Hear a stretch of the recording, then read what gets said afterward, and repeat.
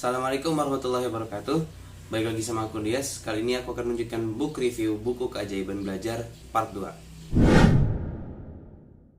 Kali ini kita akan membahas tentang manajemen waktu seorang pelajar dan pentingnya membuat sebuah karya.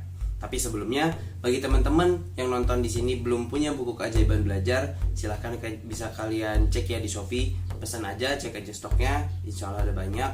Dan selamat menikmati pembelajarannya. Nah, masuk ke poin yang pertama tentang manajemen waktu seorang pelajar.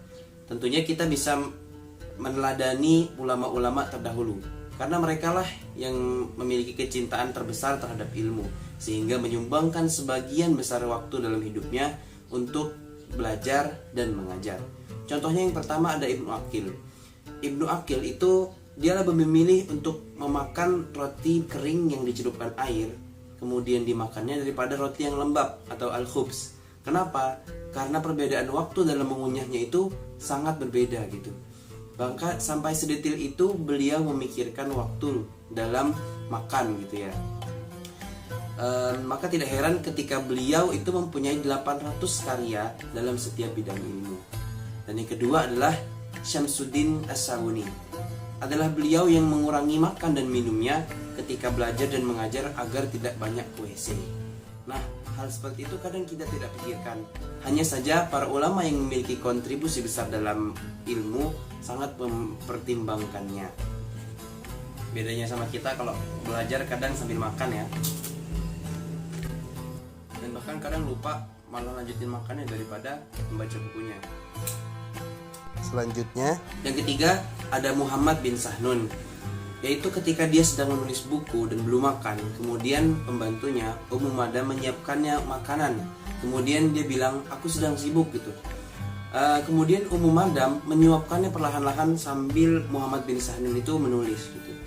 Kemudian di keesokan harinya Muhammad bin Sahnun bertanya, mana makananku kemarin gitu. Kemudian Ummu Madam menjawab, sudah kusuapkan kepadamu kemarin gitu. Ibnu Aqil secara takjub menjawab, aku tidak masakannya gitu. Bayangkan saking fokusnya ketika beliau sedang menulis, beliau tidak sadar bahwa pembantunya menyuapkannya makanan. Nah, kita bisa belajar dari ketiga ulama tersebut bahwa terkadang kita menyepelekan suatu hal yang membuat waktu kita terkikis dalam belajar ataupun dalam mengajar. Hal itu mungkin bisa kita jadikan pedoman setelah menonton video ini atau setelah membaca buku Keajaiban Belajar. Nah, dari situ kita berangkat ke poin yang kedua, yaitu pentingnya membuat sebuah karya. Dalam bukunya Keajaiban Belajar itu ada sebuah bagian berjudul Redupnya Sang Pelita. Di situ digambarkan bahwa Islam pernah berjaya dengan segala macam ilmunya, namun sekarang mundur dengan segala kemerosotannya. Kenapa? Karena banyak orang yang tidak mementingkan sebuah karya. Ada yang berilmu tapi tidak menciptakan sebuah buku. Ada yang ilmu tapi ketika ia meninggal, ilmu itu tidak terwariskan ataupun tidak tersimpan bentuknya dalam bentuk warisan seperti itu ya.